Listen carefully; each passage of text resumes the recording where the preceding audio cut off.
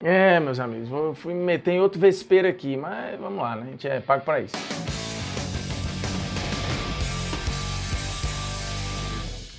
Fala moçada, beleza? Polêmicas vazias na área, convidando você o quê? A se inscrever no canal da TNT Esportes, tocar na notificação, deixar o seu like, seu dislike, comentar o conteúdo, compartilhar o conteúdo nos seus grupinhos no WhatsApp. Sim, estamos na TNT Esportes, né? O Polêmicas Vazias agora o quê? Tá cheio de pompa e circunstância, né? Então, ó, carregamos toda a história do esporte interativo, chegamos até aqui, mas daqui pra frente, agora é uma parada regional, de mãos dadas aí com o Chile, com a Argentina, com toda a América Latina. Mas a pergunta aqui é a seguinte: são polêmicas vazias, está na fila tem um tempo. Eu confesso que passei muito tempo, não é de agora que eu preparo esse roteiro. Ele às vezes empaca em pesquisa, não é uma pesquisa fácil para saber quem é o melhor cabeceador da história do futebol. E sei que a conclusão aqui, ela obviamente que não é definitiva, eu não sou dono da razão, não tô aqui para cagar regra, mas dentro da pesquisa, dentro do mergulho, é o máximo que eu consegui, porque é muito difícil. Você tem grandes cabeceadores ou caras que são considerados grandes cabeceadores na história do jogo, que tem registros muito ruins, que são imprecisos. Para você ter uma ideia, e não precisa nem você ir tão longe. Você quer um exemplo? Mário Jardel. Mário Jardel, eu durante muito tempo falava, cara, nunca vi um cara cabecear como esse cidadão, porque assim, a gente tá falando de um cara muito alto, não era o supra-sumo da técnica, passou aí dos 400 gols da carreira, né, o Jardel tem 432 gols mais ou menos na carreira, e assim, uma fase maravilhosa no futebol português, tanto com a camisa do Porto, quanto com a camisa do Sporting, depois foi bem no Galatasaray por pouco tempo, já tinha ido muito bem no Grêmio, nem se fala, e tinha tido seus belos momentos no Vasco antes de ir pro Grêmio, e aí a gente pega esses melhores dias do Jardel pra gente tentar chegar num número. Muito difícil fazer um levantamento, né?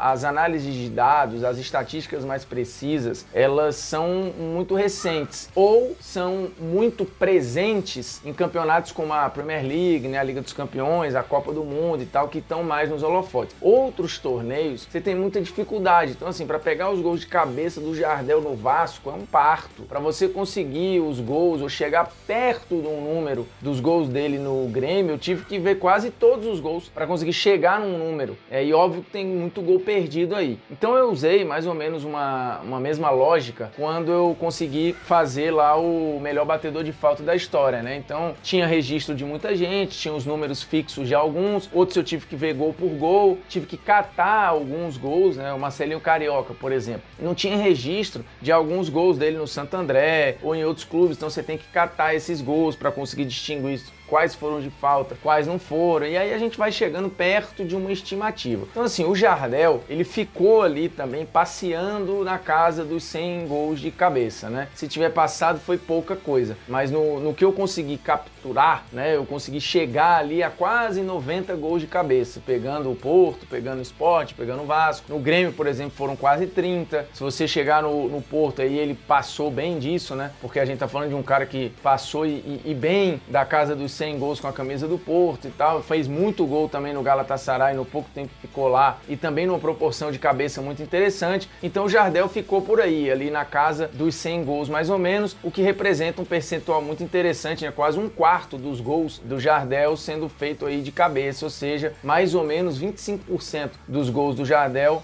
vieram com a cabeça. E aí, para ser o grande cabeceador da história, né, quando a gente imaginava, é uma quantidade que tem gente que fez mais que ele. E o Jardel e outros que eu vou citar aqui tem um ponto que é o fato deles serem limitados tecnicamente ou terem na cabeçada a sua melhor característica, viciava muito os times de alçar essa bola na área. O Jardel já falou disso, né? Como no Porto, por exemplo, ele tinha caras que eram muito treinados e bem treinados para buscá-lo no posicionamento dentro da área. Isso aconteceu com o Arce, por exemplo, jogando no próprio Grêmio, com o Roger, que atuava pelo lado esquerdo. Então, quando você tem um cara assim, você meio que toreia muitas jogadas e manda muitas bolas na área, porque ele tem aí a sua grande característica. E nessa grande característica, ele tá aí na casa dos 100 gols de cabeça. Outro cara que tá por aí também, Oliver Bierhoff. Tem muito site gringo que considera o Bierhoff aí o grande cabeceador da história e tal. Eu fiz levantamento, por exemplo, eu vi todos os gols do Bierhoff na Série A do Campeonato Italiano. Por quê? Porque foi o melhor momento do Bierhoff ali. Tem muitos gols, tem gol do Bierhoff no Salzburg,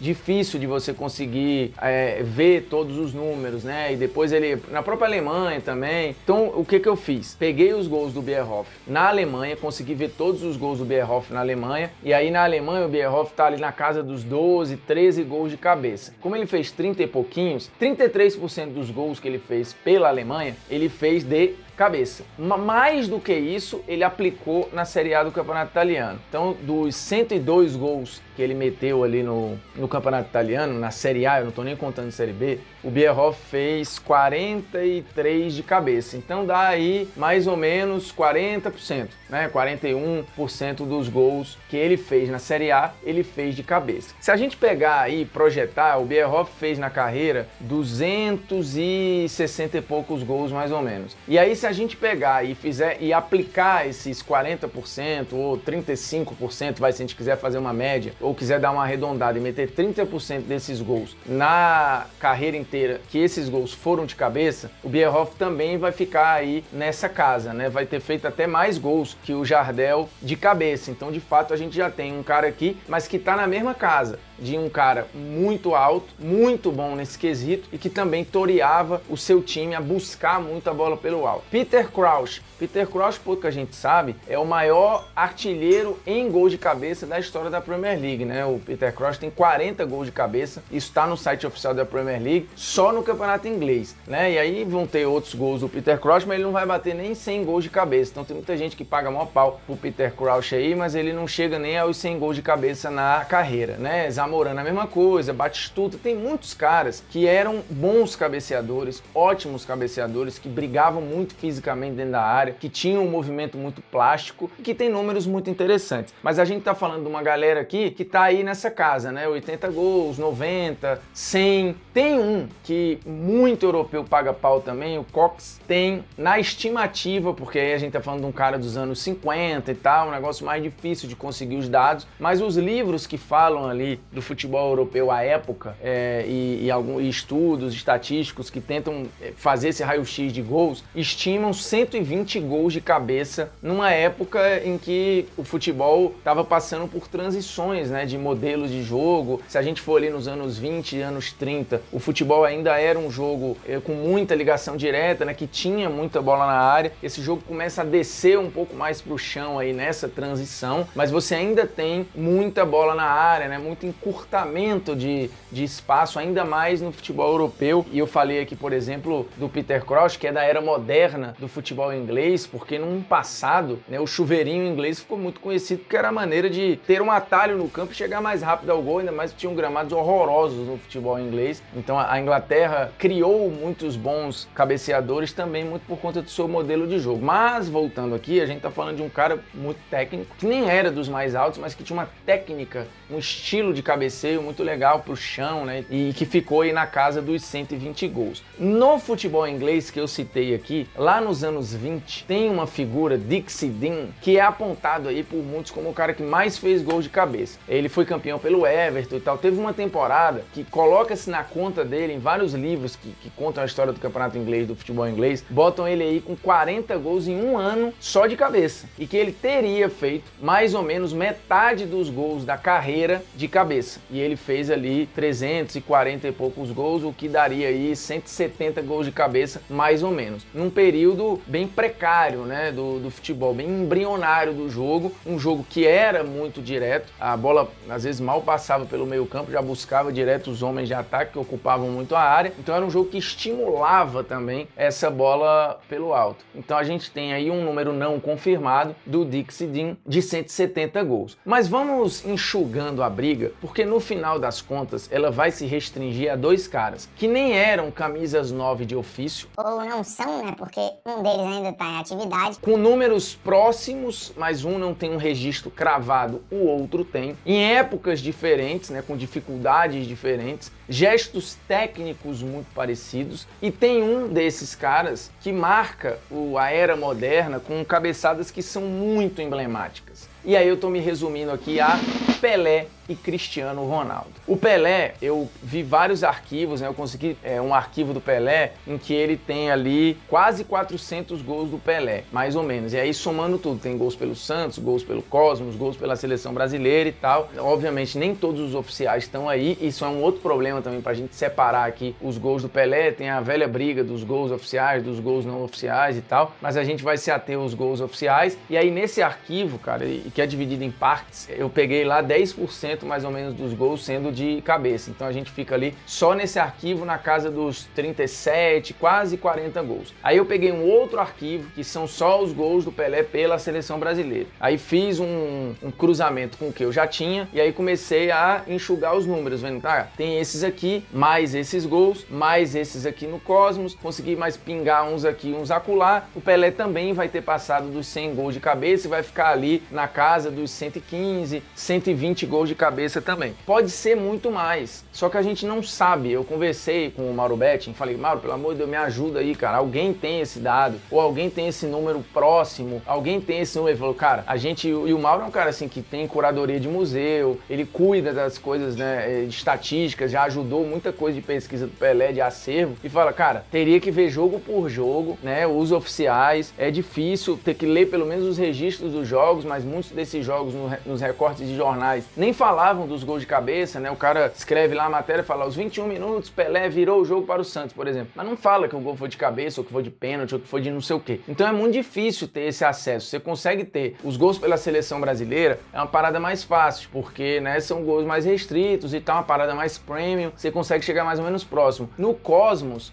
tem registro de todos os gols do Pelé, então você consegue ver mais ou menos ali. Aí só pra você ter uma ideia. Então, porrada de anotação aqui, viu, pra conseguir fazer esse programa pra vocês não darem nem um like. Na seleção, o Pelé fez ali tem os gols oficiais e os gols não oficiais, né? Mas você tem mais ou menos ali 3, 4% de gols do Pelé sendo gols de cabeça. No Cosmos, mais ou menos a mesma coisa, vai subir um pouquinho para 7% e tal. E aí no Santos a coisa melhora um pouco, você consegue buscar um pouquinho mais nos oficiais aqui e vai chegar aí a uns 11, 12%. Então se você aplicar esse percentual aí para a carreira inteira do Pelé, e aí é uma projeção, né? Não vai chegar num número cravado, porque eu não expliquei que não tem como. Então você vai ficar aí na casa dos, se eu pegar 12%, 7%, 8%, fizer uma média aqui, a gente vai bater mais ou menos esses 120, 115 gols do Pelé. Cristiano Ronaldo, esse é o que tem os números mais consolidados, tá numa era moderna aí, uma era de dados, um grande Big Brother, você consegue ter todos os números do Cristiano Ronaldo até o momento, 131 gols de cabeça. De uma maneira oficial, com registro, ninguém fez mais gols de cabeça que ele, assim, em registro, tá? Pode ser que você cate aí, é o que eu tô te falando, se a gente for esmiuçar todos os gols do Pelé, capaz dele ter mais. Mas esses famosos cabeceadores aí, Bierhoff, Jardel, que eu citei, esses caras não tem. Tem, como eu te falei, o Dixie Dean lá atrás, que não há uma certeza, e o Siller, que era um atacante alemão, a galera também faz projeções. Falavam de um grande cabeceador, que nem o mais alto é desses caras todos aqui, mas com a técnica muito apurada, mas que também vai ficar abaixo do Cristiano Ronaldo em números oficiais aí. Então, na história do futebol, em registro, o que se tem são 131 gols de cabeça pro Cristiano Ronaldo. É o maior cabeceador em números da história do futebol, do que se tem de registro, tá? Cravado ali. E isso dá 17,5% dos gols do Cristiano Ronaldo na carreira de cabeça. Numa era moderna, em que o jogo é bruto, muito físico, os caras cada vez mais altos, cada vez mais fortes, uma briga por espaço violenta, com os melhores goleiros de todos os tempos, ou os mais bem preparados, quando eu falo ao mesmo tempo, você tem os goleiros mais bem preparados, mais altos, com o maior número de saltos, enfim, os goleiros mais bem preparados de todos os tempos. Este cara consegue meter 131 gols de cabeça. E quando eu falei que tem cabeçadas históricas no século, o Cristiano Ronaldo é dono de pelo menos 4 delas. O Pelé, é verdade, tem 2 muito icônicas no século passado. As 2 na Copa de 70. A cabeçada, que não é gol, que é a cabeçada defendida pelo Gordon Banks, e a cabeçada na final contra a Itália, em que ele salta de uma maneira absurda. Mas vamos aos gols icônicos de Cristiano Ronaldo de cabeça. Primeiro tem um que é assustador contra a Roma na Champions 2007-2008, ainda pelo Manchester United. Ele vem varrendo a área e se joga na bola de uma maneira assim,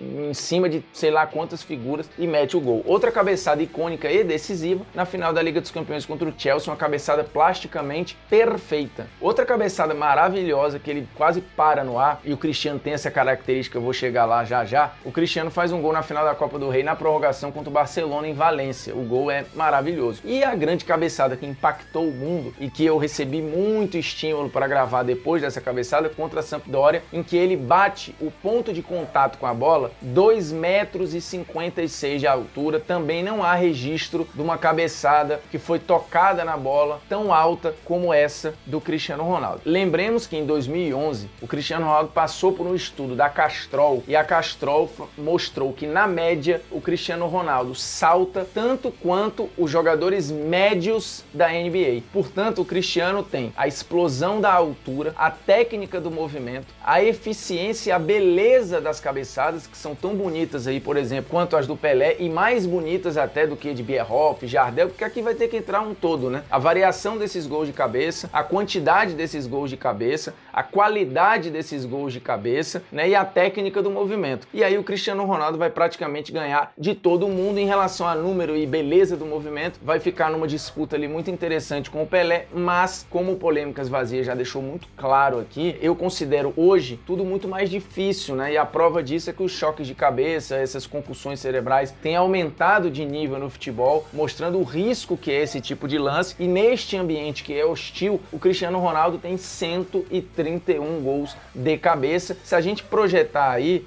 ele vai bater aí uns 150, talvez 160 gols de cabeça ao término da carreira. É um número assustador para uma era moderna e tão disputada do jogo. Então o Cristiano tem o salto, tem o movimento, tem a técnica e tem números que são alarmantes. Portanto, o melhor cabeceador da história do futebol, dentro do que foi possível para mim, Cristiano Ronaldo, mas estou aberto. Se tiverem pesquisa, números, se quiserem fazer esse levantamento para me ajudar, sou todo ouvidos. Beleza? Deixe seu like, seu dislike, comente o conteúdo, compartilhe o conteúdo e se inscreva no canal da TNT Esportes. Tamo junto, um abraço, viu? Polêmicas Vazias agora pode ser falado em espanhol também. Talvez, pode mandar esse programa pros gringos lá, ver se eles dão valor. Um abraço, é nóis, tamo junto.